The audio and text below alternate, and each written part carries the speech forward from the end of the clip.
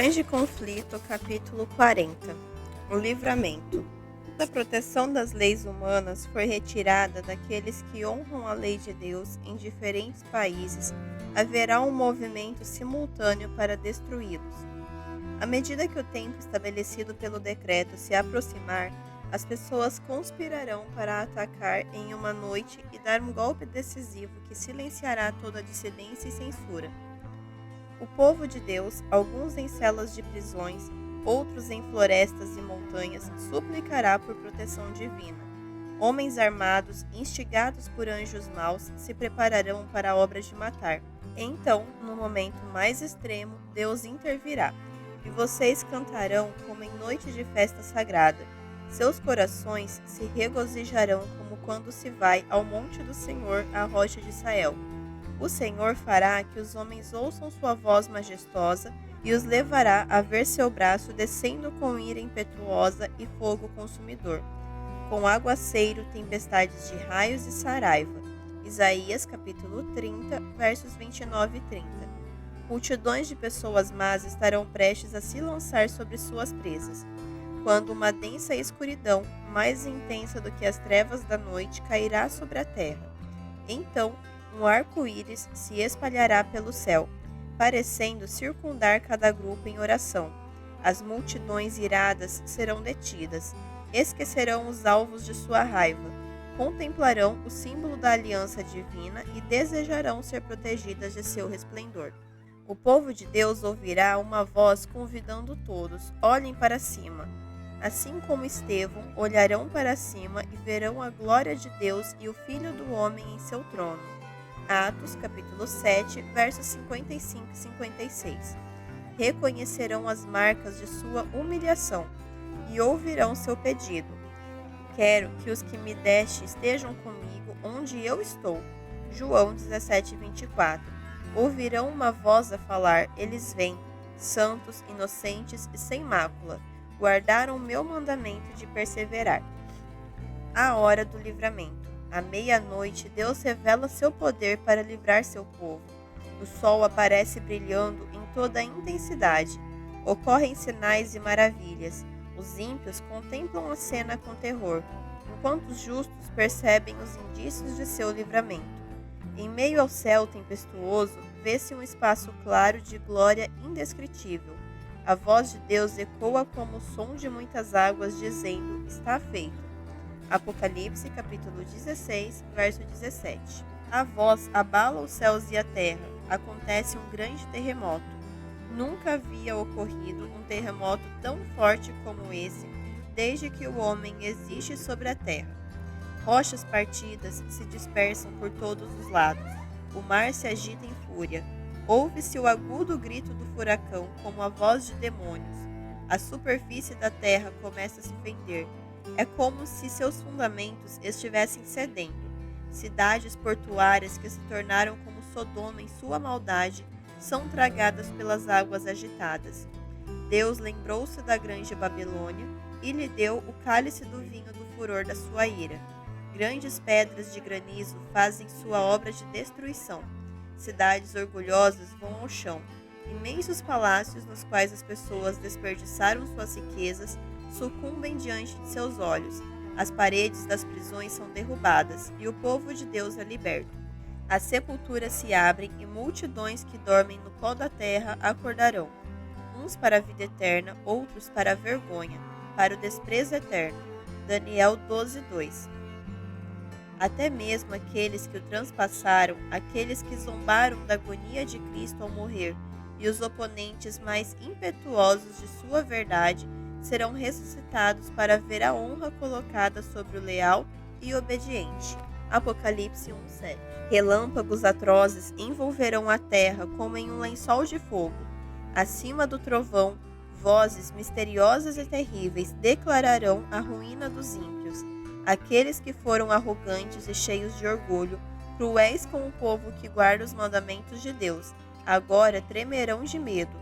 Demônios estremecerão enquanto homens e mulheres clamam por misericórdia. O dia do Senhor. O profeta Isaías disse: naquele dia os homens atirarão aos ratos e aos morcegos os ídolos de prata e os ídolos de ouro, que fizeram para adorar. Fugirão para as cavernas das rochas e para as brechas dos penhascos, por causa do terror que vem do Senhor e do esplendor da sua majestade, quando ele se levantar para sacudir a terra. Isaías capítulo 2, versos 20 e 21. Aqueles que sacrificaram tudo por Cristo estão seguros agora, perante o mundo e diante da morte. Demonstraram sua lealdade por aquele que morreu por eles. O rosto, pouco antes tão pálido e abatido, agora brilha com admiração. As vozes se levantam em triunfante cântico. Deus é o nosso refúgio e a nossa fortaleza, auxílio sempre presente na adversidade. Por isso, não temeremos, ainda que a terra trema e os montes afundem no coração do mar, ainda que estrondem as suas águas turbulentas e os montes sejam sacudidos pela sua fúria. Salmos 46, versos 1 ao 3. Enquanto essas palavras de confiança santa sobem até Deus, a glória da cidade celestial raia das portas abertas do céu. Então, no céu, aparece uma mão segurando 2 tábuas de pedra. A santa lei, que Deus proferiu no Sinai, agora é revelada como padrão para o juízo. As palavras são tão claras que todos conseguem lê-las e despertam lembranças que removem as trevas da superstição e da heresia de todas as mentes. É impossível descrever o horror e o desespero daqueles que rejeitaram a lei de Deus para ganhar a aprovação do mundo. Deixaram de lado as exigências da lei e ensinaram outros a lhe desobedecer. A lei que tanto desprezavam agora os condena. Veem que não tem nenhuma desculpa. Os inimigos da lei de Deus adquirem nova compreensão sobre a verdade e o dever. Tarde demais, reconhecem que o sábado é o selo do Deus vivo. Tarde demais, veem o solo arenoso sobre o qual edificaram. Estavam lutando contra Deus. Mestres religiosos conduziram as pessoas à destruição, enquanto alegavam guiá-las ao paraíso. Como é grande a responsabilidade daqueles no sagrado ofício e como são terríveis as consequências de sua infidelidade. O Rei dos Seis. A voz de Deus será ouvida declarando que chegou o dia e a hora da volta de Jesus. O povo de Deus vai se colocar em pé ouvindo, com o rosto iluminado pela glória divina. Logo, no leste, surge uma pequena nuvem escura. É a nuvem que cerca o Salvador. Em silêncio solene, o povo de Deus contempla sua aproximação até se tornar uma grande nuvem branca, cuja base é uma glória como fogo consumidor, e acima dela o arco-íris da aliança. Não mais um homem de dores, Jesus avança como poderoso conquistador. Santos anjos em vasta multidão, numerosa demais para ser contada. Vem com ele milhares e milhares e milhões de milhões. Apocalipse 5:11. Todo o olho vê o príncipe da vida. Uma coroa de glória repousa em sua fronte. Sua face brilha mais que o sol ao meio-dia. Em seu manto e em sua coxa está escrito este nome: Rei dos Seis e Senhor dos Senhores. Apocalipse 19:16. O Rei dos Seis desce na nuvem envolto por fogo ardente. A terra treme diante dele. Nosso Deus vem, certamente não ficará calado. À sua frente vai um fogo devorador e ao seu redor uma violenta tempestade. Ele convoca os altos céus e a terra para o julgamento do seu povo. Salmos, capítulo 50, versos 3 e 4. Então, os reis da terra, os príncipes, os generais, os ricos, os poderosos, todos, escravos e livres, esconderam-se em cavernas e entre as rochas das montanhas. Eles gritavam às montanhas e às rochas: caiam sobre nós e escondam-nos da face daquele que está sentado no trono e da ira do Cordeiro, pois chegou o grande dia da ira deles, e quem poderá suportar? Apocalipse, capítulo 6, verso 15 e 17. As piadas zombeteiras terminaram. Os lábios mentirosos são silenciados. Nada se ouve a não ser a voz de oração e o som de pranto. Os ímpios oram para ser enterrados debaixo das rochas, em vez de precisar enfrentar a face daquele a quem desprezaram. Conhecem muito bem aquela voz que penetra o ouvido dos mortos. Quantas vezes, em tons mais ternos, essa mesma voz os chamou ao arrependimento. Quantas vezes eles a ouviram nos apelos de um amigo, um irmão, um redentor. Oh, se tão somente fosse a voz de um estranho. A voz desperta memórias de advertências que eles desprezaram e de convites que recusaram. Aqueles que zombaram de Cristo em sua humilhação estão ali. Ele declarou: chegará o dia em que vereis o Filho do Homem assentado à direita do Poderoso e vindo sobre as nuvens do céu. Mateus 26, 64. Agora eles o contemplam em sua glória, e ainda o verão assentado à direita do Poderoso. Ali está o arrogante Herodes, que ridicularizou seu título real. Ali estão os homens que colocaram a coroa de espinhos em sua fronte e a imitação de cetro em sua mão. Aqueles que se prostraram perante ele em zombaria blasfema, que cuspiram no príncipe da vida. Aqueles que cravaram os pregos em suas mãos e pés olharão para as marcas com terror e remorso. Com terrível clareza, sacerdotes e governantes vão se lembrar dos acontecimentos do Calvário e de como, movendo a cabeça de um lado para outro em exultação satânica, exclamaram: salvou os outros, mas não é capaz de salvar a si mesmo. Mateus 27, 42. Mais alto que o clamor, crucifica, o que ecoou por Jerusalém, vai se espalhar o lamento desesperado, ele é o Filho de Deus. Então tentarão fugir da presença do Rei dos Reis. Na vida de todos aqueles que rejeitam a verdade, há momentos em que a consciência desperta, nos quais a mente é perturbada com vãos arrependimentos. Mas isso não é nada em comparação com o remorso desse dia. Em meio ao terror que sentem, ouvirão a voz dos remidos exclamando: este é o nosso Deus, nós confiamos nele e ele nos salvou. Isaías 25:9. A ressurreição. A voz do Filho de Deus chamará os santos que dormem de seus túmulos. Por toda a terra os mortos ouvirão sua voz, e aqueles que a escutam viverão.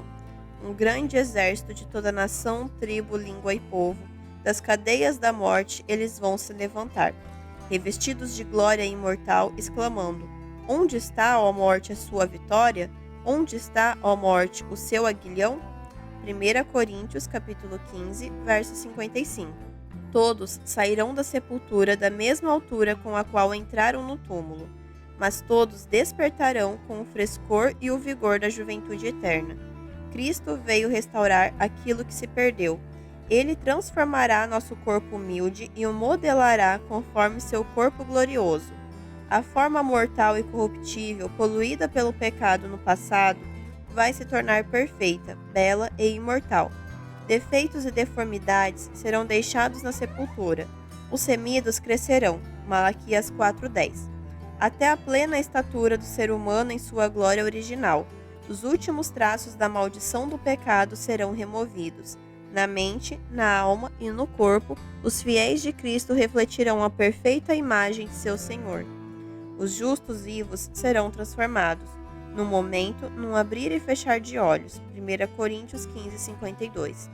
Obedecendo à voz de Deus, vão se tornar imortais, e com os remidos ressuscitados, serão levados para encontrar seu Senhor no ar. Anjos reunirão os seus eleitos dos quatro ventos, de uma a outra extremidade dos céus. Mateus 24, 31. Levarão criancinhas para os braços de suas mães. Amigos separados por muito tempo pela morte vão se reunir para nunca mais se separar, e com cânticos de alegria subirão juntos para a cidade de Deus. Na Cidade Santa, o olhar de cada um dos incontáveis resgatados repousará firmemente em Jesus. Todo o olho contemplará a glória daquele cuja aparência estava tão desfigurada, que ele se tornou irreconhecível como homem. Não parecia um ser humano. Isaías 52:14. Jesus colocará a coroa de glória na cabeça dos vencedores. Para cada um existe uma coroa com seu novo nome. Apocalipse 2:17. E a inscrição que diz: Santidade ao Senhor. Cada mão receberá a palma da vitória e uma harpa brilhante. Então, quando os anjos dirigentes começarem a tocar, todos os remidos dedilharão as cordas com habilidade em ricos e melodiosos tons. Toda voz se erguerá em grato louvor. Aquele que nos ama e pelo seu sangue nos libertou dos nossos pecados e nos constituiu reino, sacerdotes para o seu Deus e Pai. A ele a glória e o domínio pelos séculos dos séculos. Apocalipse capítulo 1, versos 5 e 6. Acima da reunião de resgatados está a cidade santa. Jesus abre as portas e pessoas de todas as nações que guardaram a verdade começam a entrar. Então ele diz: venham, benditos de meu Pai, recebam como herança o reino que lhes foi preparado desde a criação do mundo. Mateus 25:34. Cristo apresenta ao Pai aqueles que seu sangue comprou, declarando: aqui estou eu com os filhos que Deus me deu. Hebreus 2:13. Eu os protegi e os guardei no nome que me deste. João 17:12. Que alegria quando o Pai infinito, ao olhar para os remidos, contemplar sua imagem, após a decadência do pecado ser removida e o ser humano mais uma vez se encontrar em harmonia com o divino. A alegria do Salvador estará em ver, no reino de glória, as pessoas que foram salvas por sua agonia e humilhação. Os remidos partilharão de sua alegria ao verem outros que foram ganhos por meio de suas orações, seus esforços e sua renúncia amorosa. Júbilo encherá o coração dos salvos ao verem que um trouxe outros, e estes outros mais. O grande encontro. Quando os resgatados forem recebidos na cidade de Deus, um brado de triunfo ecoará. O primeiro Adão está prestes a se encontrar com o segundo Adão, Cristo. O Filho de Deus receberá o Pai da humanidade, aquele que ele criou, pecou e cujo pecado causou as marcas da crucifixão no corpo do Salvador. Ao ver as marcas dos pregos, Adão vai se prostrar em humilhação aos pés de Cristo. O Salvador vai levantar Adão e convidá-lo a contemplar mais uma vez o lar edênico do qual ele foi exilado há tanto tempo. A vida de Adão foi cheia de tristeza. Cada folha caída, cada sacrifício animal, cada mancha na pureza da humanidade era um lembrete de seu pecado. A agonia de seu remorso era terrível, pois era culpado de ser a causa do pecado. Fielmente se arrependeu de seus erros e morreu na esperança da ressurreição. Agora, por meio da expiação, Adão é recolocado em seu lar edênico. Cheio de alegria, ele vê as árvores que foram seu deleite no passado, cujos frutos ele mesmo havia colhido nos dias de sua inocência. Vê as vinhas que suas próprias mãos organizaram, as mesmas flores que ele tanto amava cuidar. Verdadeiramente é o Éden restaurado. O Salvador o conduz à árvore da vida e o convida a comer. Ele vê que muitos de sua família foram remidos, então lança sua coroa aos pés de Jesus e abraça o Redentor. Toca a harpa e o céu ecoa com um cântico de triunfo. Digno é o Cordeiro que foi morto. Apocalipse 5:12. A família de Adão lança as coroas aos pés do Salvador e se prostra em adoração. Anjos choraram quando Adão pecou e se alegraram quando Jesus abriu a sepultura para todos aqueles que creram em seu nome. Então eles veem a obra da redenção concluída e unem as vozes em louvor. No mar de vidro misturado com fogo estão reunidos aqueles que tinham vencido a besta, a sua imagem e o número do seu nome. Os 144.000 foram remidos dentre a humanidade e cantam um cântico novo, o cântico de Moisés e do Cordeiro. Apocalipse capítulo 15, versos 2 e 3. Ninguém, além dos 144.000, sabe esse cântico, pois ele conta uma experiência que nenhum outro grupo vivenciou.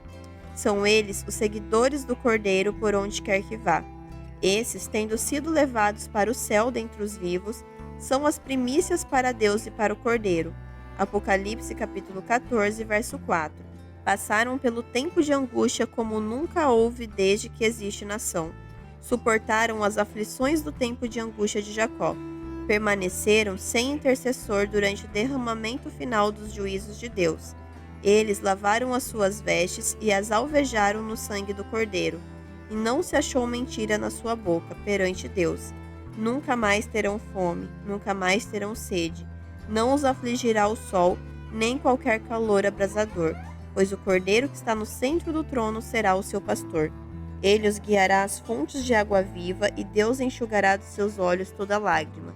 Apocalipse, capítulo 7, verso 14 e capítulo 14, verso 5. Os resgatados.